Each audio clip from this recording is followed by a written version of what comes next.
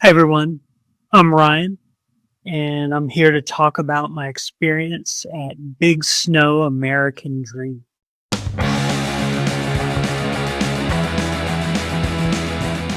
Given my well-established obsession with skiing, I was on a business trip back in July of 2025 in the New York City area. I had a few extra hours to kill before we had a train to catch out of town. So with 4 or 5 extra hours, I figured, ooh, why don't I go try out Big Snow, see how it is. I'd seen a couple videos on YouTube about it, and I was curious to give it a try. And again, as well established, I am obsessed and addicted now to skiing. So anyway, I thought, what the heck? Let's give it a chance. So again, like I said, this was in July. And so the temperature outside, the air temp, not like the feels like, but the actual air temp was 95 degrees the day we were there, while inside it was 28 degrees. The way Big Snow works is you get to ski for 2 hours.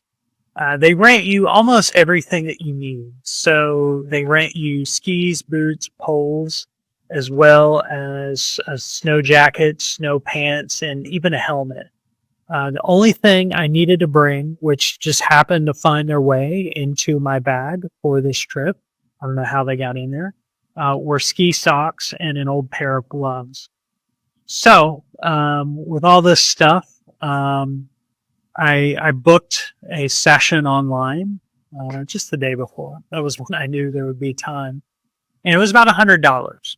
Um, and so when you get there, they scan the QR code from your purchase receipt, and then they give you a card, like a credit card. It's an RFID card, I'm pretty sure. With that card, you go in, you get all of your rental gear, your jackets and pants first. Change into those. Then you get your ski boots and your helmet, get that on. Once you're all ready, then you go outside. And outside, just before you go outside, they scan your RFID card to start the clock on your 2 hours. Then you go out and you get your poles, and then you get your skis out there. So let me talk about the layout of the facility a little bit. As you can kind of see at the bottom looking uphill on the left, kind of near the equipment pickup area, they have a magic carpet that takes you up to a couple of beginner areas. One right next to it has like some sloped turns to help you learn how to turn. And then a little further over to the right from the top of the magic carpet is the bottom 1/3 of the main ski hill on the facility. So it's a bit flatter on that bottom third. So that's another almost like bunny slope. And so then to the right of where the kind of beginner area is, you have the main slope going all the way up to the top. And it's divided in two. On the far right part of the main slope is the terrain part. And then on the left part of the main slope that also shares its bottom 1/3 with the beginner area is just a groomed main hill. And so anyway, once you get out there, they have a ski lift. So there's the magic carpet over on the left side, and then kind of on the right side, going all the way up to the tippy top of the facility is a quad fixed grip ski lift. And so as soon as you enter the line to get onto the ski lift, there's someone there scanning, that RFID card that you receive. And so that's how they keep track of if you've been in there for 2 hours or less. So anyway, the day I was there, it was very light. There was not a lot of, wasn't crowded at all. I read online that the summer is actually their deadest time, whereas winter is their busiest time. So make of that what you will. But for planning purposes, that could be useful to know. Like I said, the day I was there, it was pretty slow. I think I never waited more than maybe 3 or 4 chairs to get on the ski lift. So it was a good time. What were my thoughts on trying out Big Snow at American Dream Mall? I've got a few thoughts. I think, the first thing was the novelty of skiing in July was pretty cool, especially skiing indoors. It was pretty cool. It was very approachable. I think it's well thought out how to do it. The price is a little high, but really quite reasonable. Especially if you consider like the facility costs, they have got to be high. Keeping that snow, keeping those temperatures where they are year round, that has got to be high. So, I think the novelty was very cool. I think the first negative was the snow conditions.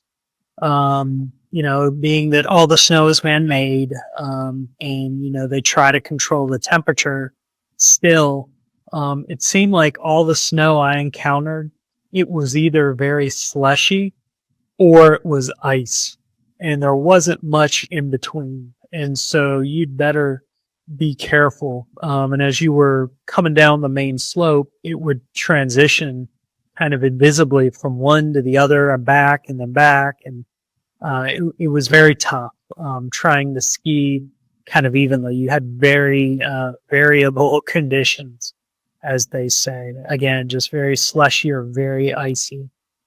So that made it kind of hard.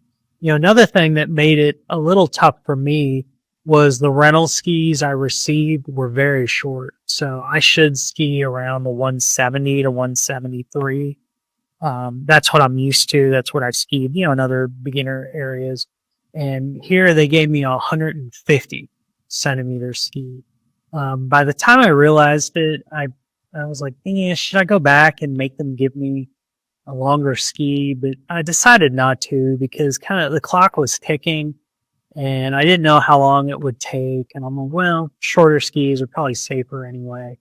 I can turn easier, so it's fine. But the problem was these skis also clearly had not been tuned or waxed at any time in the semi-recent past. And so as I came down the main slope and then I hit kind of that bottom, there's a flat spot when you hit the beginning of the bunny hill at the bottom third. Every time I hit that flat spot, just the brakes got thrown on and I came almost to a complete stop. And it didn't matter how fast I was going. I could be bombing from the top and still I'd hit that flat area and just get thrown forward because it just slowed me down so much. So getting around on the skis was tough. Again, just no wax, no tuning, very short. That was kind of annoying. Another thing that I noticed that was weird, I don't know, maybe people can explain. I think I figured it out. Was at the top of the main hill, coming down, the groomed slope.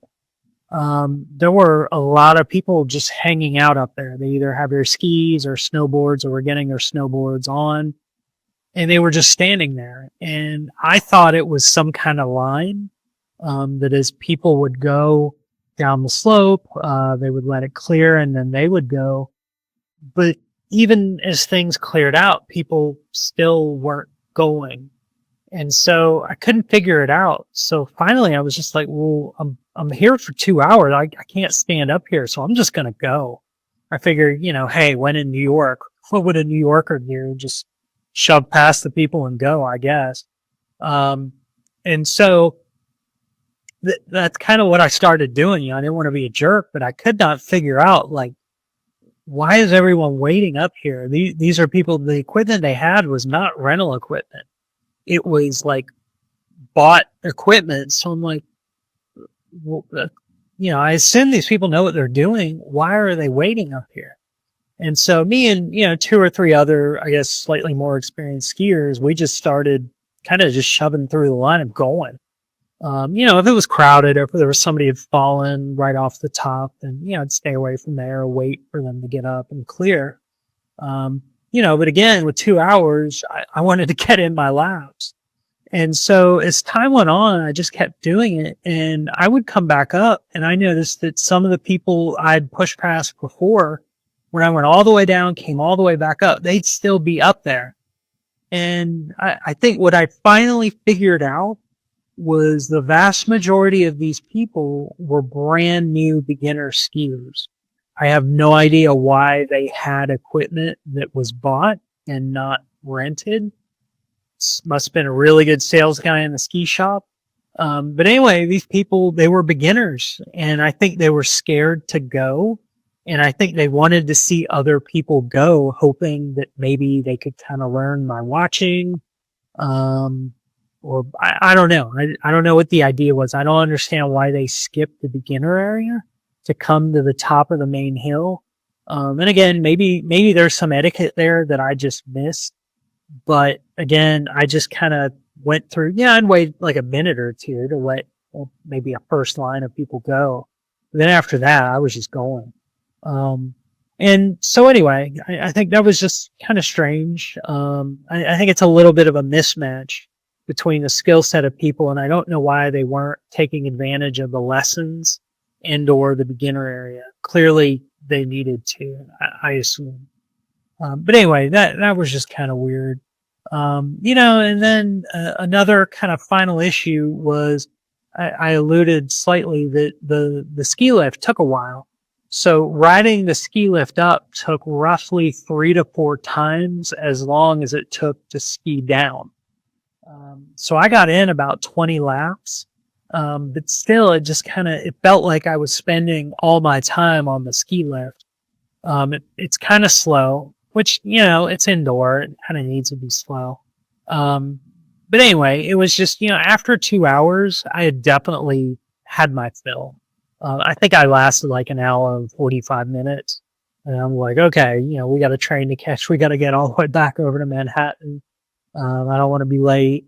And, I'm kind of done. Another thing is the rental snow clothes, they all smelled like foot. The pants, the jacket, it just smelled like, like at the bowling alley, the rental shoes. It kind of smelled like that. So, I've got a strong sense of smell, unfortunately, so it kind of bugged me, but not enough to make a big difference. But anyway, so, that was my experience. Would I go to Big Snow again? Probably not. But I don't want to knock it. I don't want to say it's bad. I mean, it's basically truly a local ski hill. It's indoor. You can use it year round. I think folks that live within an hour of it, I think it's a great resource. They're lucky to have it. Hopefully they take advantage of it. And, I don't want to knock it because it's for what it is. It's really cool, right? I'm pretty sure it's the only, indoor skiing facility in North America. It's the only one I know of. And so, it's cool. It's novel, being able to ski year round. I know the folks over on the park side, the terrain park, seem to be having a good time. Obviously, I'm not going over there. That isn't me. But the people over there seem to be having a good time. And so, yeah, it's a cool resource. It's a neat thing. If you happen to be in the area and you're a ski addict like me, I would definitely say, go ahead, give it a try. But I definitely wouldn't go out of my way to go there. I wouldn't make a trip just for that. So yeah, I mean, those are my thoughts on Big Snow American Dream. Pretty cool facility, pretty novel. Don't think I'd go out of my way to go there, but if you're in the area, it was good. Make sure if you're an intermediate skier and you kind of know what you're doing, just know that, the rental gear is pretty low quality, not super well kept. Just, be aware of that. Certainly they're not the only place that does that. And yeah, I think you can have a good time and it's a great resource and I hope they're successful. I think it's a cool thing to have and, I hope they can keep it up.